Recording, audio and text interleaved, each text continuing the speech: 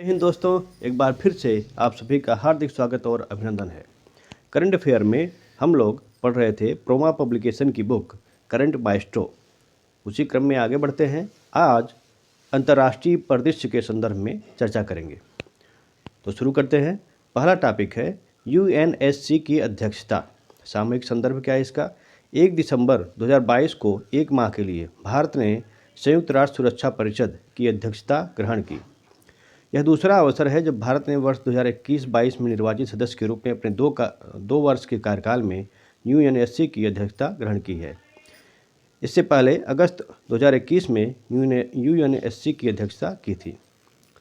UNSC के अध्यक्ष के रूप में भारत ने अंतर्राष्ट्रीय शांति और सुरक्षा का रखरखाव, सुधारित बहुपक्षवाद के लिए नई दिशा विषय पर उच्च स्तरीय खुली चर्चा आयोजित की। यूएनएससी सदस्य राज्यों के नामों के अंग्रेजी वर्णानुक्रम के अनुसार परिषद की अध्यक्षता प्रत्येक सदस्य द्वारा बारी बारी से एक महीने के लिए की जाती है। भारत दिसंबर 2022 अवधि के लिए यूएनएससी का अध्यक्ष बना। भारत की सदस्यता अवधि 31 दिसंबर 2022 को समाप्त हो गई है। क्या आप जानते हैं यूएनएससी 15 अस्थायी एवं अस्थायी सदस्यों से मिलकर बना है। 5 अस्थायी सदस्य हैं: संयुक्त राज्य अमेरिका, यूनाइटेड किंगडम, चीन, फ्रांस और रूसी संघ। 10 अस्थायी सदस्यों को संयुक्त राष्ट्र महासभा द्वारा 2 वर्ष के लिए चुना जाता है। 2022 में कार्यकाल समाप्त होने वाले अस्थायी सदस्य हैं भारत, आयरलैंड, केन्या, मैक्सिको और नॉर्वे। 2023 में कार्यकाल समाप्त होने वाले अस्थायी सदस्य अल्बानिया, ब्राज़ील, गैबान, घाना, संयुक्त अरब अमीरात। 5 नए अस्थायी सदस्य जिनका कार्यकाल 1 जनवरी 2023 से प्रारंभ होगा: जापान, माल्टा, मोजाम्बिक, स्विट्जरलैंड और इक्वेडोर। अगला टॉपिक है संयुक्त राष्ट्र आयोग से ईरान का निष्कासन। 14 दिसंबर 2022 को 54 सदस्यीय संयुक्त राष्ट्र आर्थिक और सामाजिक परिषद ने अपने महिला अधिकार निकाय महिलाओं की स्थिति पर संयुक्त राष्ट्र आयोग UNCSW से ईरान को निष्कासित कर दिया। मुख्य बिंदु इसके हैं: ईरान का निष्कासन इसके शेष 2022 से 2026 कार्यकाल के लिए किया गया है।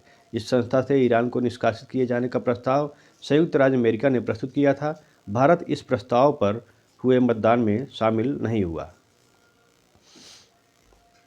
आगे देखते हैं क्या है कारण, क्यों ईरान को बाहर किया गया। ईरान के निष्कासन का कारण हिरासत में एक युवती की मौत से भड़के विरोध प्रदर्शनों पर क्रूर कार्रवाई है। गौरतलब है कि ईरान में हिजाब के विरोध में व्यापक स्तर पर धरना प्रदर्शन किया जा रहा है। इस कारण तेहरान में 13 सितंबर 2022 को नैतिकता पुलिस की हिरासत में 22 वर्षीय कुर्द महिला महसा अमीनी की मौत हो गई। महसा अमीनी पर आरोप था कि उसने बालों को ढकने के लिए हिजाब पहनने को अनिवार्य बनाने वाले कानून का उल्लंघन किया था। क्या आप जानते हैं संयुक्त राष्ट्र आर्थिक एवं सामाजिक परिषद एक अस्थायी संस्था है। वर्तमान में इसकी सदस्य संख्या 54 है तथा इसके सदस्यों का कार्यकाल 3 वर्ष होता है। इसके 1/3 सदस्य प्रतिवर्ष पद मुक्त होते हैं। आर्थिक और सामाजिक परिषद सतत विकास के 3 आयामों आर्थिक, सामाजिक और पर्यावरण की अभिवृद्धि के लिए संयुक्त राष्ट्र प्रणाली के हृदय के रूप में कार्य करता है। अनुच्छेद 25 भारतीय संविधान का अनुच्छेद 25 अंतःकरण की और धर्म की अबाध रूप से मानने, आचरण और प्रचार करने की स्वतंत्रता प्रदान करता है। अगला टॉपिक है यूएस अफ्रीका लीडर्स समिट 2022। 13 से 15 दिसंबर 2022 को वाशिंगटन डीसी में यूएस अफ्रीका लीडर्स समिट 2022 का आयोजन किया गया। इसमें सभी 39 आमंत्रित अफ्रीकी देशों और अफ्रीकी संघ के प्रतिनिधिमंडल शामिल हुए। अमेरिका के अगले 3 वर्षों में अफ्रीका में कम से कम $55 बिलियन का निवेश करने की योजना है। संयुक्त राज्य अमेरिका और अफ्रीकी महाद्वीपीय मुक्त व्यापार क्षेत्र AFCFTA सचिवालय ने न्याय संगत, टिकाऊ और समावेशी व्यापार एवं प्रतिस्पर्धात्मकता को बढ़ावा देने और अफ्रीका महाद्वीप में निवेश आकर्षित करने हेतु एक समझौता ज्ञापन पर हस्ताक्षर किए। US international development finance corporation ने पूरे अफ्रीका में $369 मिलियन के नए निवेश की घोषणा की। 13 दिसंबर 2022 को नाइजीरिया और रवांडा आर्टेमिस समझौते पर हस्ताक्षर करने वाले पहले अफ्रीकी देश बन गए हैं। क्या आप जानते हैं आर्टेमिस कार्यक्रम नासा का चंद्रमा अन्वेषण कार्यक्रम से संबंधित है, जिसमें अन्य देश भी शामिल हैं। आर्टेमिस नाम ग्रीक देवता अपोलो की जुड़वा बहन के नाम पर रखा गया है। आगे देखते हैं। वासेनार अरेंजमेंट की अध्यक्षता। सामयिक संदर्भ क्या है इसका? 30 नवंबर से 1 दिसंबर 2022 को वियना में आयोजित वासेनार अरेंजमेंट की 26वीं वार्षिक पूर्ण बैठक में आयरलैंड के राजदूत ने भारत के राजदूत और संयुक्त राष्ट्र में स्थायी प्रतिनिधि जयदीप मजूमदार को अध्यक्षता सौंपी। 1 जनवरी 2023 को भारत वासेनार अरेंजमेंट की अध्यक्षता ग्रहण कर लिया है। अध्यक्ष के रूप में भारत का कार्यकाल 1 वर्ष की अवधि का होगा। भारत वर्ष 2017 में वासेनार अरेंजमेंट में शामिल हुआ और इसका 42वां सदस्य बना था। क्या आप जानते हैं? वासेनार अरेंजमेंट एक बहुपक्षीय प्रौद्योगिकी नियंत्रण समझौता है। पारंपरिक हथियारों और दोहरे उपयोग वाली वस्तुओं और प्रौद्योगिकियों के हस्तांतरण में पारदर्शिता और अधिक जिम्मेदारी को बढ़ावा देकर क्षेत्रीय और अंतर्राष्ट्रीय सुरक्षा और स्थिरता में योगदान करने के लिए वासेनार अरेंजमेंट की स्थापना की गई है। वासेनार अरेंजमेंट 1996 में अस्तित्व में आया और इसमें 42 सदस्य हैं। वासेनार अरेंजमेंट का सचिवालय वियना ऑस्ट्रिया में है। भागीदार राज्य इसके हैं Argentina, Australia, Austria, Belgium, Bulgaria, Canada, Croatia, चेक गणराज्य, Denmark, Estonia, Finland, France, Germany, Greece, Hungary, Bharat, Ireland, Italy, Japan, Latvia, Lithuania, Luxembourg, Malta, Mexico, Netherland, New Zealand, Norway, Poland, पुर्तगाल, कोरिया गणराज्य, रोमानिया, रूसी संघ, स्लोवाकिया, स्लोवेनिया, दक्षिण अफ्रीका, स्पेन, स्वीडन, स्विट्जरलैंड, तुर्की, यूक्रेन, यूनाइटेड किंगडम और संयुक्त राज्य अमेरिका। ये इन सदस्यों में से भी पूछ सकता है। 4 ऑप्शन दे देंगे, उनमें से कोई एक नहीं रहेगा, पूछ देगा इनमें से कौन नहीं है। ठीक है, तो इसको ध्यान में रखने की ज़रूरत है। कुल कितने सदस्य हैं इसको भी ध्यान रखने की ज़रूरत है। भारत कब सदस्य बना इसको भी ध्यान रखने की ज़रूरत है। ठीक, इसकी स्थापना कब होती है इसको भी याद रखिएगा। भागीदार राज्य उन वस्तुओं के अनधिकृत हस्तांतरण या पुनः हस्तांतरण को रोकने के उद्देश्य से दोहरे उपयोग वाली वस्तुओं और प्रौद्योगिकियों की सूची और युद्ध सामग्री सूची में निर्धारित सभी वस्तुओं पर निर्यात नियंत्रण लागू करते हैं। इसका उद्देश्य आतंकवादियों द्वारा इन वस्तुओं के अधिग्रहण को रोकना भी है। ब्राज़ील में राष्ट्रपति चुनाव। अक्टूबर 2022 में ब्राज़ील में हुए राष्ट्रपति चुनाव में पूर्व राष्ट्रपति लूला डी सिल्वा ने जीत हासिल की है। उन्होंने निवर्तमान राष्ट्रपति बोल्सोनारो को हरा दिया है। जहां बोल्सोनारो को 49.1% वोट मिले, वहीं लूला डी सिल्वा को 50.9% वोट मिले। आगे देखते हैं। लुइज इनासियो लूला डी सिल्वा 1 जनवरी 2023 को 39वें राष्ट्रपति के पद की शपथ ले लिया। उन्होंने ब्राज़ील के वामपंथी नेता लूला ने तीसरी बार राष्ट्रपति चुनाव जीता है। उपराष्ट्रपति का चुनाव गेराल्डो अल्कमिन ने जीता है। वर्ष 2018 के भ्रष्टाचार के आरोप में जेल गए 70 वर्षीय लूला की यह शानदार जीत है। लूला देश के 39वें राष्ट्रपति बने हैं। वह 3 बार ब्राज़ील के राष्ट्रपति के रूप में लोकतांत्रिक रूप से चुने जाने वाले पहले व्यक्ति हैं। अगला टॉपिक है इथियोपिया सरकार और TPLF के बीच शांति समझौता। नवंबर 2022 में इथियोपियाई सरकार और टाइग्रे प्रांत में विश्वव्यापी आंदोलन शत्रुता को अस्थायी रूप से समाप्त करने के लिए सहमत हुए हैं। दक्षिण अफ्रीका की राजधानी प्रिटोरिया में 10 दिनों की बातचीत के बाद टाइग्रे पीपुल्स लिबरेशन फ्रंट के एक वरिष्ठ नेता गेटाचेव रेडा और प्रधानमंत्री अबी अहमद अली के राष्ट्रीय सुरक्षा सलाहकार रेडवान हुसैन ने वर्तमान संघर्ष विराम समझौते पर हस्ताक्षर किए। दोनों पक्ष उत्तरी इथियोपिया में 2 साल के संघर्ष को समाप्त करने पर सहमत हुए हैं। यह वार्ता अफ्रीकी संघ की पहल पर हुई थी। टाइग्रे में क्षेत्रीय सरकार द्वारा संघीय सरकार की अवहेलना करने और एक तरफा चुनाव कराने के बाद संघर्ष शुरू हुआ। नवंबर 2020 में TPLF ने टाइग्रे की प्रांतीय राजधानी मेकेले में इथियोपियाई सेना के अड्डे पर हमला किया। प्रधानमंत्री अबी अहमद अली की सरकार ने इस कदम को औपचारिक अलगाव की प्रस्तावना के रूप में देखा और इसके बाद की घटनाओं से इसके संदेह को उचित ठहराया गया। इथियोपियाई सेना को पिछले साल जून में अपमानजनक सैन्य हार का सामना करना पड़ा और उसे प्रांत से अपनी सेना वापस लेने के लिए मजबूर होना पड़ा था, लेकिन 2021 के अंत तक इसने सैन्य पहल को फिर से हासिल कर लिया था। 2019 में अफ्रीका के हार्न में स्थिरता लाने के उनके प्रयासों के लिए उन्हें नोबेल शांति पुरस्कार से सम्मानित किया गया था। उपराष्ट्रपति की कंबोडिया यात्रा। 11 से 13 नवंबर 2022 के मध्य उपराष्ट्रपति जगदीप धनखड़ ने कंबोडिया की यात्रा की। अपनी यात्रा के दौरान उपराष्ट्रपति 12 नवंबर 2022 को आसियान भारत स्मारक शिखर सम्मेलन में शामिल हुए। इसके साथ ही वह 13 दिसंबर 2022 को 17वें पूर्वी एशिया शिखर सम्मेलन में भी शामिल हुए। विदित हो कि वर्ष 2022 आसियान भारत संबंधों की 30वीं वर्षगांठ और आसियान भारत रणनीतिक साझेदारी के 10 वर्ष पूरे होने का प्रतीक है। भारतीय उपराष्ट्रपति एवं कंबोडिया के प्रधानमंत्री हुन सेने की उपस्थिति में संस्कृति, जैव विविधता और स्वास्थ्य के क्षेत्रों में सहयोग से संबंधित 3 समझौता ज्ञापनों और एक वित्त पोषण व्यवस्था पर हस्ताक्षर किए गए। उपराष्ट्रपति ने कंबोडिया में 3 जिलों एवं एक कम्यून की डिजाइनिंग के लिए वित्तीय सहायता की घोषणा की।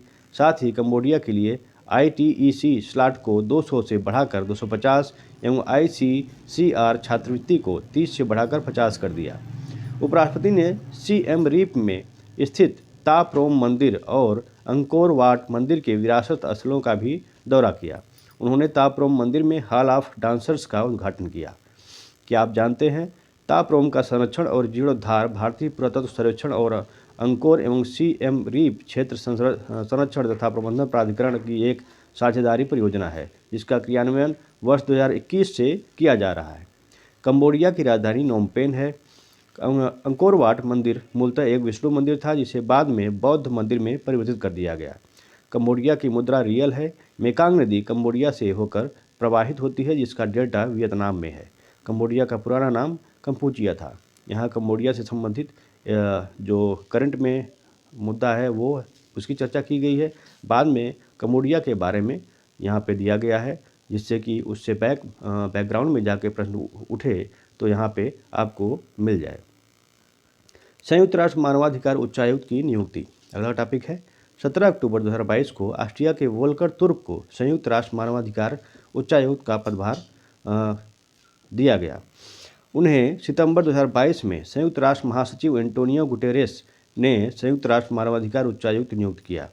इन्होंने मिशेल बेचलेट जो कि चिली के थे का स्थान ग्रहण किया। मिशेल का कार्यकाल 31 अगस्त 2022 को समाप्त हो गया था। क्या आप जानते हैं, ऑस्ट्रिया की राजधानी वियना है, जो डेन्यूब नदी के तट पर है। संयुक्त राष्ट्र मानवाधिकार उच्चायुक्त कार्यालय की स्थापना 20 दिसंबर 1993 को हुई थी। इसको ध्यान में रखने की जरूरत है। यह 14-25 जून 1993 में वियना ऑस्ट्रिया में मानवाधिकार पर हुए विश्व सम्मेलन का परिणाम था। इस सम्मेलन के बाद मानवाधिकार पर वियना घोषणा जारी किया गया था। मानवाधिकार दिवस 10 दिसंबर को मनाया जाता है। नीदरलैंड की रानी की भारत यात्रा। 29 से 31 अगस्त 2022 तक नीदरलैंड्स की रानी मैक्सिमा भारत की यात्रा पर रहीं। आगे उस दौरान क्या हुआ उस पर देखते हैं। मुख्य बिंदु क्या है, वे विकास के लिए समावेशी वित्त हेतु संयुक्त राष्ट्र महासचिव की विशेष अधिवक्ता और G20 GPFI मानद संरक्षक के रूप में अपनी आधिकारिक क्षमता के तहत यात्रा पर थीं। इसके साथ ही रानी मैक्सिमा ने भारत और नीदरलैंड्स के मध्य द्विपक्षीय संबंधों को गहरा करने के बारे में चर्चा की। क्या आप जानते हैं, नीदरलैंड्स की राजधानी एम्स्टर्डम है। भारत में डच ईस्ट इंडिया कंपनी 1616 में व्यापार करने आई थी। ये भारत में मुख्यतः कपड़े, सोरा, अफीम, मसाले के व्यापार में संलग्न थे। Dutch British east India company से 1759 में बेदारा के युद्ध में पराजित होकर भारत के व्यापार से निष्कासित हुए थे। अगला टॉपिक है भारत बांग्लादेश सहयोग समझौता। 5 से 8 सितंबर 2022 के मध्य बांग्लादेश की प्रधानमंत्री शेख हसीना की भारत यात्रा के दौरान दोनों देशों के मध्य विभिन्न समझौतों पर हस्ताक्षर किए गए और विभिन्न परियोजनाओं का उद्घाटन घोषणा किया गया। जो समझौते हैं वो इस प्रकार है। भारतीय रेलवे के प्रशिक्षण संस्थान में बांग्लादेश रेलवे कर्मचारियों के प्रशिक्षण से संबंधित बांग्लादेश रेलवे के लिए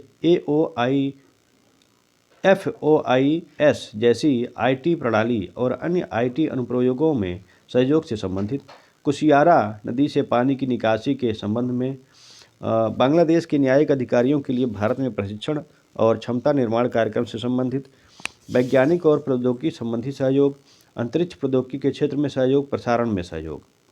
उद्घाटित घोषित परियोजनाओं की सूची। मैत्री बिजली संयंत्र यूनिट 1 का अनावरण।